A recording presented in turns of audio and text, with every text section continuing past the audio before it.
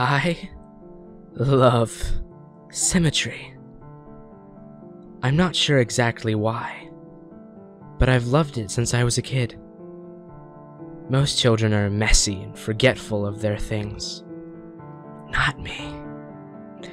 I knew everything has a place, and in my room, everything was right where it belongs. My parents didn't have it. My grandparents didn't have it either. Not a single person in my family had it. I've started referring to it as it because I truly believe it's a thing inside me. A stowaway that shouldn't be there, but lives inside me. It's a need, a desire, a longing to be perfect. Perfect on both sides. As an adult, I'm at the point where I can't live my life normally.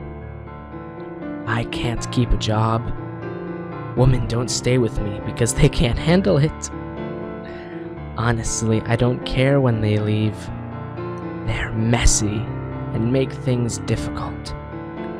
They roll over to my side of the bed instead of staying on their own. They leave dishes in one side of the sink but not the other. I can't work anymore, so when they leave for the day, I have to stay home and fix everything. It's a relief when they leave for good. That feeling never lasts, though. Eventually it comes back and finds something else that needs fixing.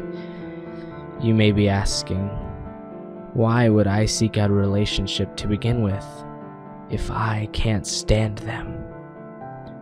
Well, it's hard for me to sleep in the middle of the bed all night without moving. Other than the relationship problem, my life is pretty much in order.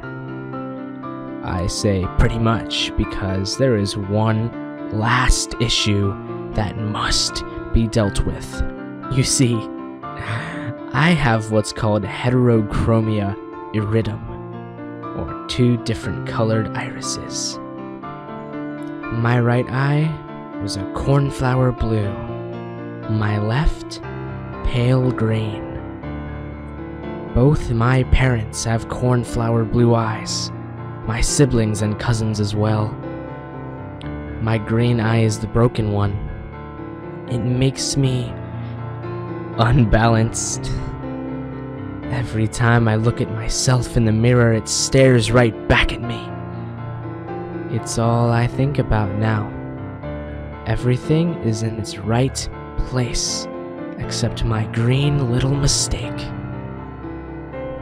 It didn't hurt at first when I dug the spoon under my eye. It didn't even hurt when it popped out and was hanging by my cheek. Was it shock that was keeping the pain away? Or was it? I snipped the optic nerve and blotted the warm fluids that were streaming down my face. My vision being cut in half was a strange sensation. What was left of the dangling flesh I placed back in the now empty hole. I bandaged the wound, rinsed the spoon, and went to sleep. I woke up happy. I slept better than I had in years. It was finally done. I was fixed. I got out of bed and stumbled to the bathroom. My body ached, and my head was on fire. I flipped the switch in the bathroom and the light was blinding. I slowly removed the bandage that was soaked with blood and was sticking to my face like tape. When I looked up to the mirror, my stomach turned. Only then had I realized what I'd done to myself, and I couldn't believe it. There was a hole in the left side of my face, but not the right. I was unbalanced again. It was much harder digging out the second eye.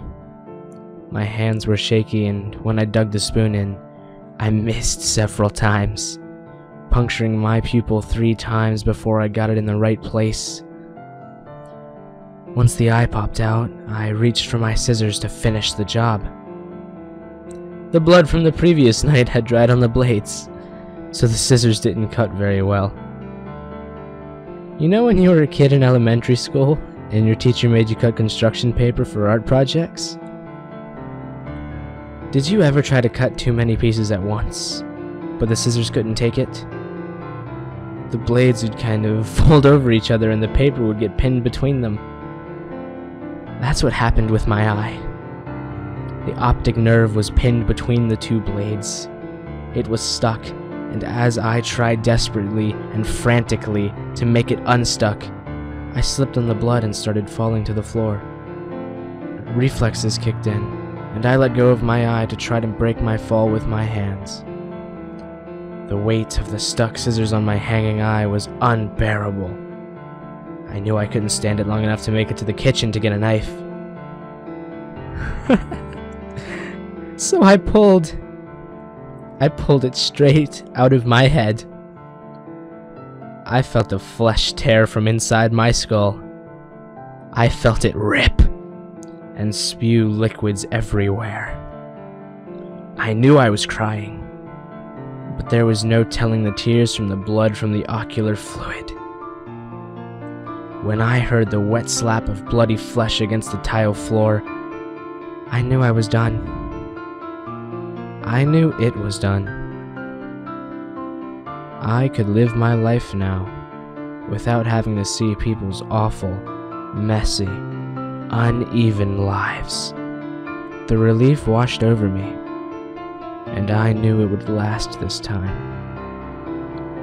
I had never felt this way before, never had this much hope.